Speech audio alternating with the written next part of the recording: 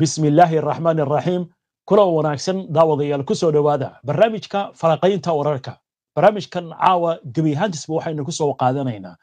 Israa'iil maanta waxay samaysay xadgudubkii ugu horeeyay ee ka dhanka xabajoojinta marayka Gaza iyadoo 5 maalmood oo kaliya laga joogo xilligii heshiiska xabajoojinta la gaaray oo madaxweynaha Mareykanka damaanad uu qaaday rasaas joojintaasi ugu yaraan 5 qof ayaa lagu soo waramaya in ciidanka Israa'iil ay ku dileen marayka Gaza weerar kala duwan oo ay ka geysteen arrintan ayaa siyaabo kala duwan waxay u dhalisay hadalhayn la xiriirta Netanyahu inay daacad ka tahay hirgelinta heshiiskan iyo inuu dib u gurasho u samaynayo haddaba arrintan iyo waxa laga qoray iyo suurtagalnimada Netanyahu inuu majaxaabiyo heshiiskan xabajoojinta ah ayaan barnaamijka idinkugu soo gudbinaynaa ma ogtahay in hilibka yaalla suuqyada dalalka qaliijka Yurub iyo Mareykanka aad ka helayso magaalada Muqdisho Somali Meat Company ku dooro hilib nadiif ah oo lagu qalay kawaan nadiif ah iyadoo la hubiyay badqabka caafimaadka xoolaha hada dalbo hilib geel lo ama ari adigoo ka heli kara xarumaha Somali Meat Company ku leedahay gobolka Banaadir ama wac nambarka ku muuqda tacliintii diinta iyo midaan tabaynaan helnay adoo timir beeran kara miyaa tiin qodax le iyo cadaadda tallaalaysa carruurtii lagu tabcaa toosnaan laga raadiyay u kaalay macadka barashada diinta ee marso macadka barashada quraanka iyo culumta diiniga ah ee marso oo habka casriga ah ee online-ka dadka wax ku bara waxaa lagu bartaa quraanka kariimka higaada carabiga tajwiidka iyo toosinta quraanka af Soomaaliga iyo ducooyinka iyadoo lagaga qabtirayo hab online ah faafahin dheeriya kala xiriir telefoonada shaashada kaaga muuqda Maxamed Cabdi ayaa soo akhriyay macluumaad amurahan ila xiriira Maxamed warwarka iyo shakiga la qabaa muxuu yahay iyadoo xabajoojinta marinka Gaza heshiiska laga gaaray uu socdo sida ku xusan qorshihii madaxweynaha Mareykanka Donald Trump ayaa ra'iisul wasaaraha Israa'iil Benjamin Netanyahu waxaad moodaa inay ku soo food leedahay dabayl cusub oo siyaasadeed macluumaadka xaaladda marka la fiiriyo iyo isbedelada isdaba yaala ayaa waxay adkeynayaan in Netanyahu uu ku dhaqaaqo ama uu cagajiid ku sameeyo ama xaaladda uu wax ka bedelo sidii uu hore u sameyn jiray heshiiskan xabajoojinta ee la gaaray marka la fiiriyo bay'ada siyaasadeed iyo midda military ee ku geedaaman Netanyahu ayaa aad uga duwan xaaladihii hore ugu ogolaan jiray in uu dhinacyada ka dhex faa'iideysto dibna u dhigo isfahamka meel marinta heshiisyada la gaaro markii maxaabiista la kala bedeshay ayaa waxaa loo tixgelinayay inay ahayd qodobka ugu muhiimsan ee qorshaha janaalka 12aad ee Israa'iil ayaa soo xiganayay Netanyahu oo wali sheegaya in dagaalka uu dhamaaday hadalkiisan ayaa waxa uu u dhignaa hadalkii uu diyaaradiisa ka dhex sheegay madaxweynaha Mareykanka markii uu ku soo socday Israa'iil iyo Masar markii uu soo gaarayna waxa uu sheegay warbixinada in dagaalka Gaza in uu dhamaaday madaxweyne Trump asagoo ka jawaabaya su'aalo la xiriira Netanyahu inuu ka cagajiidayo in uu xaqiiqada si cad u sheego in xabajoojin la meel marnayo waa gartay waayo Maxamed marka maxaa lagu salaynayaa Netanyahu inuusan xabajoojintan tixgelinayn ma waxaa jira horay dhaqamo uu lahaa oo laga fahmi kara arrintan mise hadda waxaa la aaminsan yahay dib u gurashadiisa inay ku salaysan tahay xaaladaha gudaha Israa'iil ka haysta marka laga gudbo in xabajoojin la meel marinayo dhaqanka Netanyahu ee heshiisyadii hore ayaa waxay tusaale cad u yihiin inuu xirfad u leeyahay in uu ka baaqsado ama uu khiyaano siyaasadeed sameeyo xataa iyadoo cadaadis xoog leh lagu hayo taariikhda ayaa waxa ay ka dhigaysaa dadka la fagura arrimahani in ay ka dhowrsadaan waxa laga yaabo inuu isku dayo inuu sameeyo ama uu u turjumo heshiiska la gaaray si asaga u gaara ama uu dib u dhigo xabajoojinta hadda socota ama qaar ka mid a qodobadeeda u farafareeyo si kastoo ay tahay xaaladda hadda jirta ayaa waxay tahay mid aad iyo aad ugu adkaynaysa inuu wax bedeli karayn heshiiskan cusub ee madaxweyne Trump uu meel mariyey ayna taageereen 8 dal oo kuwa carabta iyo kuwa islaamka ayaa waxay abuureen culays siyaasadeed oo xoog leh iyo xakamayn Xamaas sida wax ku oolka ah oo heshiiska ay uga jawaabtay iyo kulankan caalamiga ah ee lagu qabtay Sharm el-Sheikh ayaa waxa ay saxiix buuxa u yihiin in heshiiskani uu yahay mid soo afjaraya dagaalka in dib looga noqdaana ay qiimo badan oo siyaasadeed ugu fariisanayso Israa'iil iyo Netanyahu wali Netanyahu ayaa cudur daaro waxa uu haystaa uu isticmaali karo inuu colaad dib u bilaabo haddii uu go'aansado sidaas waxyaabaha ugu mudan ee uu marmarsiyaha ka dhigan karo waxay ahayd maxaabiista kala bedelashadeeda hadda maxaabiista kala bedelashadeeda meesha ayay ka baxday cadaadiskii wadanka gudihiisa ka saarnaa ee looga dalbanayay inuu dagaalka soo afjaro uu ka haray gudaha Israa'iil dooda shacabka dhexdiisa taala marnaba lama xiriirin akhlaaqiyaadka militariga iyo dagaalka Israa'iil ay wado ee waxa uu ahaa mid ku saabsan dagaalkan in la sii wado ayadoo maxaabiis reer Israa'iil gacanta Xamaas in ay ku jiraan oo Gaza lagu hayo hadda maxaabiistii waa la soo celiyey shacabka gudihiisa ma jirto wax xakameynaya sababtoo ah marmarsiyahaasi waa daciifay meesha ayuu ka baxay waa gartay marka madaxweynaha Mareykanka Donald Trump oo arintan damaanad qaaday heshiiska isaga muxuu yahay mowqifkiisa waxa ugu muhiimsan ee heshiiskan u muuqda in uu meel maray waxa weeye madaxweyne Trump ayaa shakhsiyan ku dhex jira oo damaanad qaaday cadaadiska uu dhinacyada dhan ku hayo oo ay ku jirto Israa'iil ayaa si toos ah saameyn u leh taasoo saameyntiisa ay tahay mid aanan laga noqon karayn wargeyska The Washington Post la yiraahdo afka dheer ee Mareykanka ka soo baxay ayaa ku waramaya Netanyahu ayaa waxa uu bilaabay in uu meel mariyo siyaasadda cusub iyo xaqiiqada ku geedaaman ee xabajoojinta maadaama cadaadis xoog leh uu kala kulmayo xulufada ugu weyn ee Mareykanku leeyahay oo madaxweyne Trump ah oo raba in nabadda la ilaaliyo safiirkii hore ee Israa'iil u fadhiyay magaalada Washington ee dalka Mareykanka Michael Oren ayaa waxa uu sheegaya in laga careysiiyo wasiirada xaq jirka ah oo ay ka mid yihiin Ben-Gvir iyo Smotrich iyo xataa in la galo khatar ah in xukuumadda wadaagta ah ee Netanyahu madaxda ka yahay ay burburto xataa waxaa laga yaabaa in Netanyahu uu door bidayo in ay xukuumaddaasi burburto halkii carada Trump uu la kulmi lahaa oo uu nabadda majirxaabin lahaa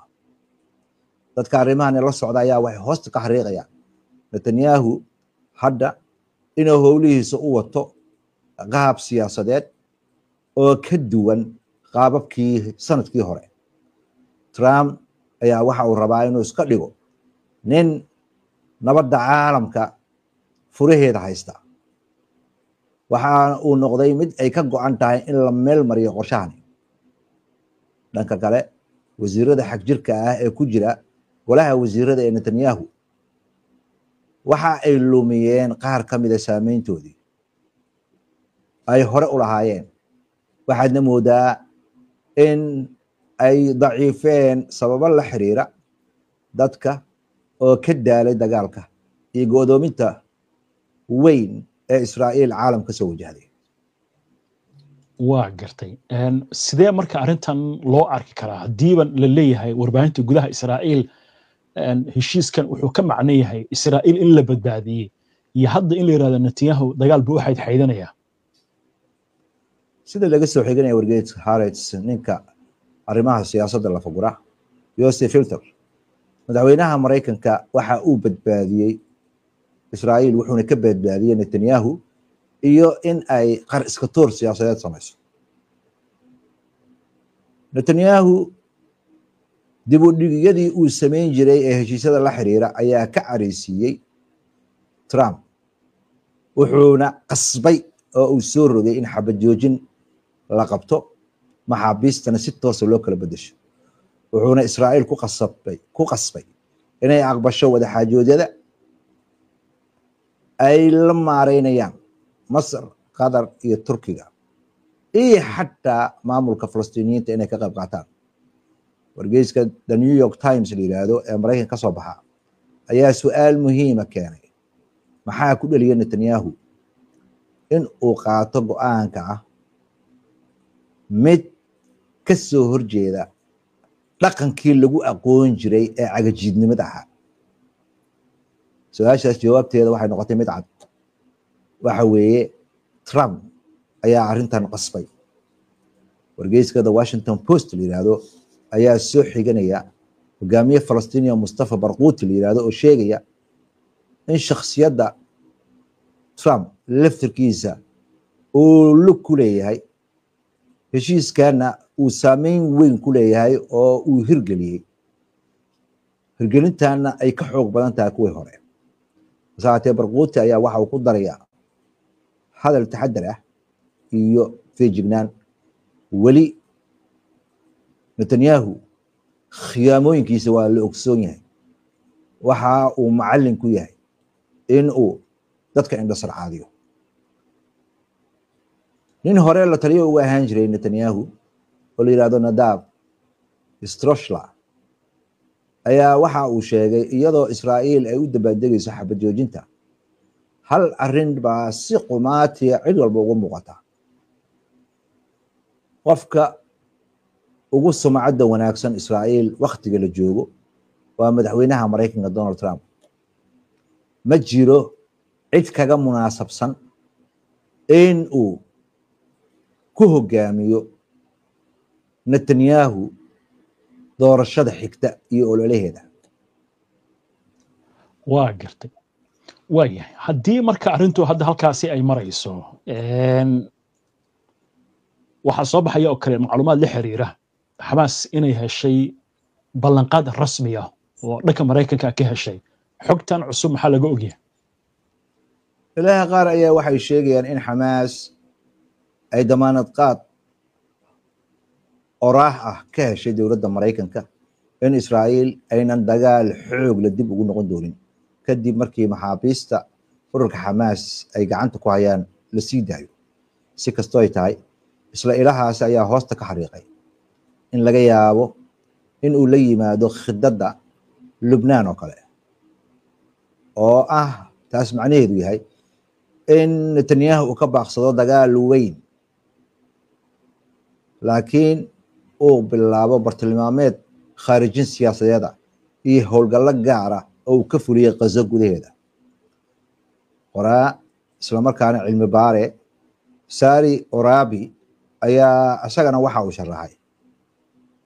halka arrin ee xaqiiqada ah ee ka hor istaagan Netanyahu inuu heshiiskan dib uga noqdo ama ka cagajiido ama uu dib ugu noqdo dagaalkii xasuuqa ahaa ee ka dhanka dadka Falastiiniinta waa mowqifka ay dowladda Mareykanka qaadatay wargeyska New York Times la yiraahdo ayaa la faguray cinwaan uu ku sheegay xaqiiqada aanan cidna ogolayn ee la xiriirta Netanyahu guushiisa wargeyska ayaa hoosta ka xariiqay shakiga weyna laga qabo in xabad joojintan ay sii shaqayn doonto iyo in kale iyo sida dhinacyada ay oga baaqsan doonaan caqabadaha ka imaanaya heshiiskan iyo waxyaabo badan oo miriqsan ee weli harsan ee aan weli laga doodin ee qodobadooda intooda badan waa gartay shalay waxaa lagu saxiixay sida halkan ka muuqata magaalada Sharm el-Sheikh heshiiska xabajoojinta oo madaxweynaha Mareykanka iyo madaxweynaha Turkiga iyo hogaamiyaal kale ay saxiixeen maxaa qarsoona oo shirkaasi ku hoos duugnaa oo saxaafadda ay ka hadlaysaa maxamed shirkii magaalada Sharm el-Sheikh ee dalka Masar waxaa ka qayb galay in ka badan 20 hogaamiye oo ku jira madaxweyne Trump waxaana la filayaa in shirkaasi uu xoojiyo in caalamka dhan uu taageero qorshaha nabadeed ee marinka Gaza ee madaxweynaha Mareykanka dadka arrimahan la socda ayaa waxay aaminsan yihiin shirka iyo in Trump laftirkiisa uu booqday Qaahira ayaa waxay dardar gelisay qiimaha siyaasadeed ee Netanyahu ugu fariisanayso hadduu shirka fashiliyo ama heshiiska fashiliyo ama isku dayo in uu yareysto heshiiska bayaanka wadajir loo soo saaray ay wada saxiixeen dowladaha Mareykanka Qatar Masar iyo Turkiga ayaa lagu sheegay heshiiskani in lagu soo afjarayo dagaal ka socday 2 sano ka badan ee dhibaatada weyn iyo khasaaraha geystay wuxuuna bog cusub u furayaa gobolka bariga dhexe sidii loo dhisi lahaa rajo ammaan iyo barwaaqo la wadaago waa sida hadalka loo dhigay dalalka saxiixay heshiiskan ayaa ballan qaaday in khilaafaadka mustaqbalka lagu xalin doono diblomaasiyad iyo wada xaajood halkii lagu xalin lahaa qori caalami ama talaabo military way aan ka eegno marka dhanka Israa'iil iyo go'doominta ay kaga jirta caalamka maxaa ka soo kordhay dhanka caalamka marka la fiiriyo Israa'iil ayaa waxaa ku soo food yeeshay go'doomin aan hore loo arag oo heer caalami ah weli waxaa socda cawaaqibka ay kala kulmayso caalamka ee ka dhan ah dagaalkii ay Israa'iil ku qaaday marinka Gaza taasoo sumcaddii Israa'iil lahayd waxyeello weyn u geysatay xukuumadda Netanyahu ayaa waxay dhib weyn kala kulmaysaa siday uga soo kaban lahayd dhibkaas gaaray go'doomintana waxa ay noqonaysaa caqabad kale oo ku ilaalinaysa Netanyahu inuuna marnaba isku dayin in uu yareysto heshiiskan cilmibaare Sari Orabi ayaa ku nuuxnuuxsanaya in Israa'iil ay hadda u baahan tahay waqti ay ka soo kabato saameynta ka dhashay 2 sano oo dagaal adag ah oo dhaqaalihii iyo bulshadii Israa'iil dhibaato weyn u geystay xataa dowladda Mareykanka gargaarka Israa'iil siisay oo lagu qiyaasayo $100 bilyan ayaa khasaaray waxaana uu ka digayaa khabiirkani in taageerada noocaas oo kala ah ayna Israa'iil inay helayso damaanad u haysan haddii ay sii wado dagaal ma dhamaata ah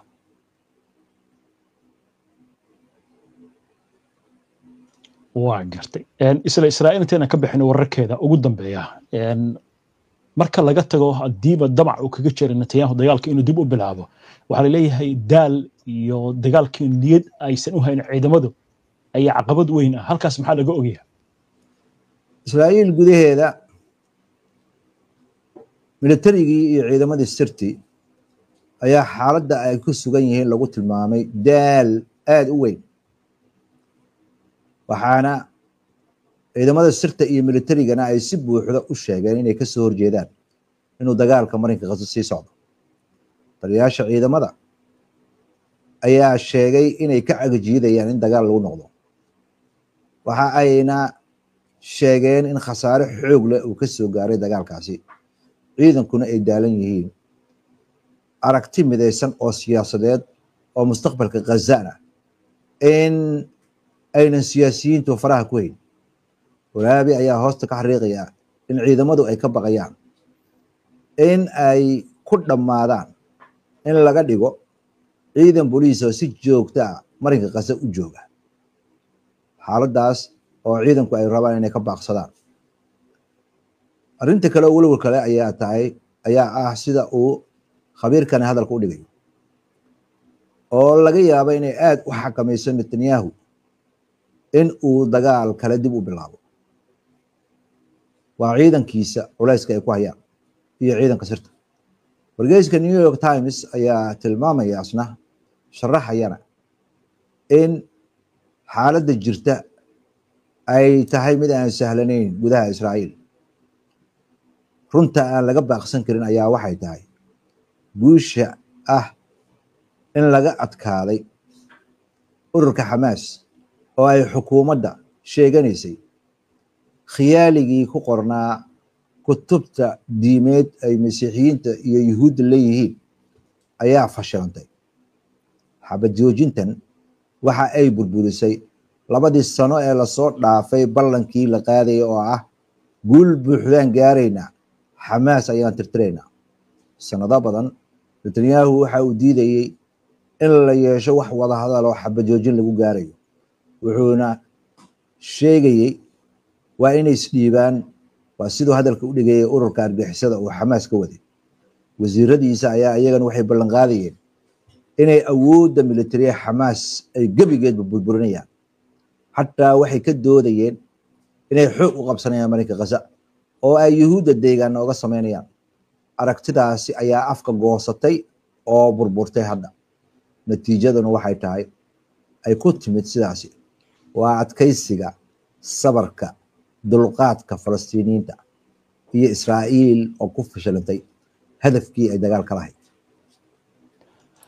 aan ku soo gabagabayna marka Maxamed suurtagalnimada marka dagaalka dib inuu u bilowdo intee bay la egtaa? marka laga gudbo dabaaldega la xiriira inuu dagaalku istaagay, Netanyahu ayaa ku adkaysanaya in heshiiska hadda la gaaray uu yahay wejigii koowaad ee heshiisyo badan oo isdaba joog noqon doona. arrimo xasaasi ayaa ku jira oo ay ka mid yihiin in ciidanka Israa'iil ay gebi ahaanba marinka Gaza ka baxaan, in ururka Xamaas ay hubka iska dhigaan, in maamul caalami ah uu marinka Gaza la wareego. waxaasoo dhan weli lama xalilin, mana lagu faahfaahin wajaxaajoodka madaxweynaha Mareykanka. arrimahan siday u muraqsan yihiin iyo sida aan loo kala saari karin waxyaabaha ku qoran qorshaha Trump ayaa waxa ay noqonayaan mid albaabka loo furay mustaqbalka in laga hadlo. fikir ahaan, si uu dagaalka uu u soo cusboonaado,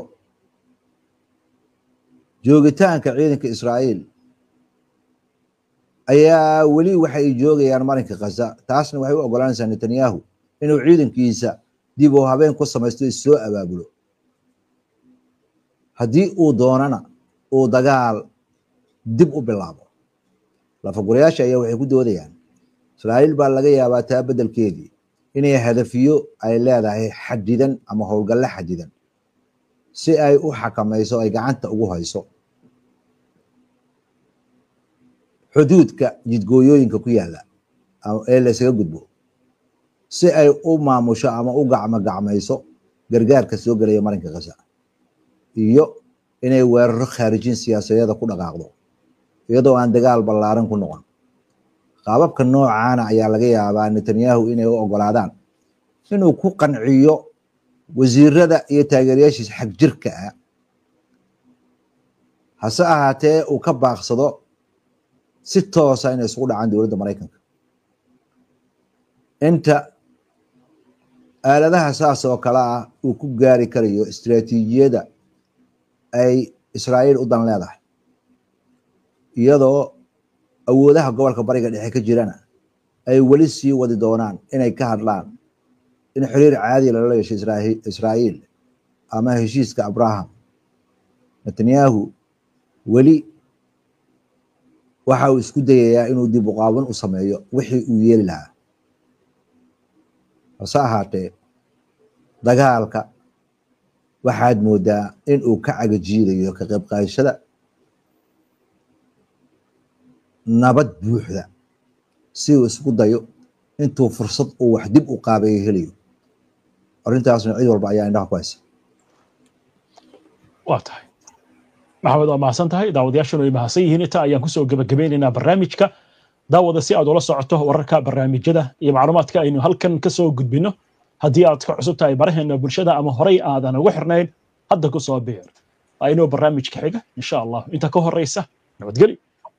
haddii aad ubadkaaga aqoon sare la jeclaatid halkaad aadi lahayd iyo kana waa American International High School ee ilmaha haatan u geyso oo aqoonta Kamal American International High School farciisa Nairobi waxa uu kugu bishaaraynayaa inuu ku hayo waxbarasho heer caalami ah oo aad qaadanayso shahaado la aqoonsan yahay isla markaana casharrada lagu bixinayo nidaamka waxbarashada Mareykanka haddii aad ka soo guurtay qurbaha ama aad la doonayso waxbarasho tayo wanaagsan carruurtaada American International High School waxa uu ku diyaariyay waxbarashada dugsiga sare waxa uu iskuulkan wada shaqayn la leeyahay hay'adaha waxbarashada Mareykanka iskuulku waxa uu ku yaalaa xaafadda Westland ee magaalada Nairobi wixii faahfaahin kala xiriir telefoonada iyo shashada kaaga muuqda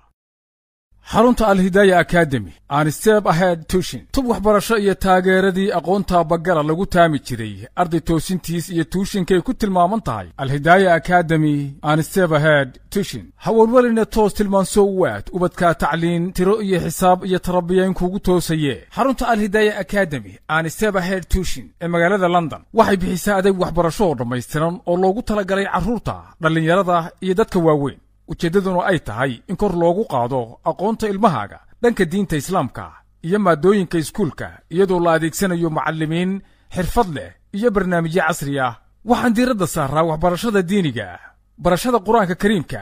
akhris xifdi iyo fahamba barashada asluubta islaamka akhlaaqda wanaagsan fasalada carruurta iyo dhalinyarada maalmaha dhammaadka isbuuca iyo toddobaadka oo dhan taageerada waxbarashada maadooyinka iskuulka English Maths iyo Science ardayda key stage 1 ilaa key stage 3 year 1 ilaa year 11 kaalmo gaar ah iyo dabagal joogta oo loo sameeyo arday kasta fasalada dadka waaweyn koorsooyin Ingiliisha oo loogu talagalay dadka waaweyn si ay uga caawiso horumarkooda iyo shaqo helidooda xarunta Al-Hidayah Academy and Step Ahead Tuition waxa ay caan ku tahay fasalo nadiif ah ammaana iyo jawi waxbarasho oo dhiirigelinaya isku darka aqoonta diinta iyo maadiga si uu ardaygu u noqdo mid isu dheelitiran fursadu waa xadidan tahay oo hore u gaar xaruntu waxay ku taallaa xaafadda Harleston ee waqooyiga galbeed ee magaalada London faahfaahin dheeraad ah kala xiriir ciwaanada shashada kaaga muuqda